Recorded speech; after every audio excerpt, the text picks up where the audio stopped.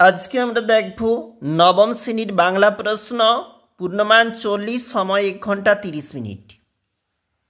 সঠিক উত্তরটি নির্বাচন করো। 1 গুণ 7। দেখিতে না পাই কেহ রবির কিরণ।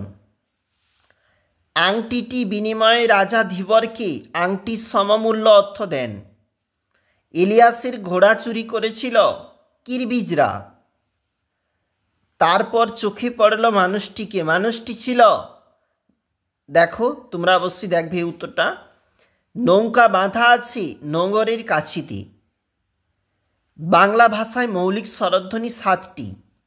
বর্গের দ্বিতীয় চতুর্থ যে ধ্বনি সেটা হচ্ছে মহাপ্রাণ ধ্বনি।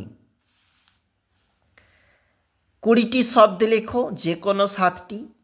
চারি মেঘের নাম কি? সংবর্ত, আবর্ত, পুষ্কর, দ্রোণ। রাজা দুষ্মন্ত শকুন্তলাকে চিনতে পারেনি, তার কারণ শকুন্তলাকে যেখানে ঋষি দুর্বাসা অভিশাপ দিয়েছিল এবং সেই অভিশাপ লাঘবের জন্য যে আংটিটা সেটাও কিন্তু শচীতীর্থে পড়ে গিয়েছিল, আর রাজসভায় সেই জন্য শকুন্তলা অপমানিত হয়েছিল এবং ফিরে এসেছিল। পড়ে আনন্দে আমার চোখে জল এলো। কি পড়ে কার চোখে জল এলো? তরীর নোঙর কোথায় পড়ে গিয়েছে? তটের কিনারে। ইলিয়াস প্রতিবেশীকে ধন্যবাদ দিল। কেন ধন্যবাদ দিল? ঘোষ ধ্বনি কাকে বলে উদাহরণ দাও? অভিশ্রুতি কাকে বলে উদাহরণ দাও? ব্যঞ্জন সন্ধি কাকে বলে উদাহরণ দাও?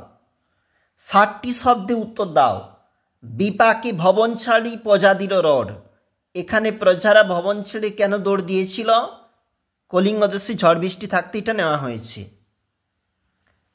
পরের প্রশ্ন, প্রভু যা আদেশ করেন কার উক্তি, কেন এ কথা বলা হয়েছে? ধীবর বৃত্তান্ত থাকতে। সাগর গর্জনে কেঁপে ওঠে। কি সাগর গর্জনে কেঁপে ওঠে এবং কেন? তাহলে নির্ভয়ে লিখতে পারি। কে কেন নির্ভয়ে লিখতে পারেন? নিরবধি 7 দিন যে বৃষ্টি চলেছিল তার অবস্থার কথা বলেছে এখানে প্রশ্ন 5 নাম্বারের। সারা রাত মিছে দাঁড় টানি, এই প্রশ্নটাও অবশ্যই দেখবে।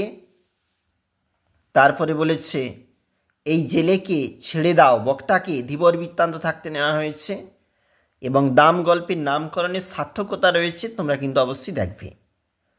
দেখো, পড়ো দেখো, পড়ে দেখো, গেস্তিমাইন। কে কাকে কি জন্য কথাগুলি বলেছিল? আর বিদূষকের ওই যে রোবট তার আশ্চর্য সাহসের পরিচয় দিয়েছিল, সাহসের পরিচয়টা কি? এরপরে আমাদের বলেছে ভাব সম্প্রসারণ 5 মার্ক, অথবা রয়েছে ভাবার্থ। জগৎ জুড়িয়া এক জাতি আছে, সে জাতির নাম মানুষ জাতি।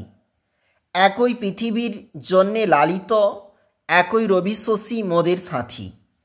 এটা হচ্ছে আমাদের ভাব সম্প্রসারণ এবং নিচেরটা রয়েছে ভাবার্থ। তোমরা অবশ্যই ভাব সম্প্রসারণ বা ভাবার্থ যে কোনো একটাই করবে।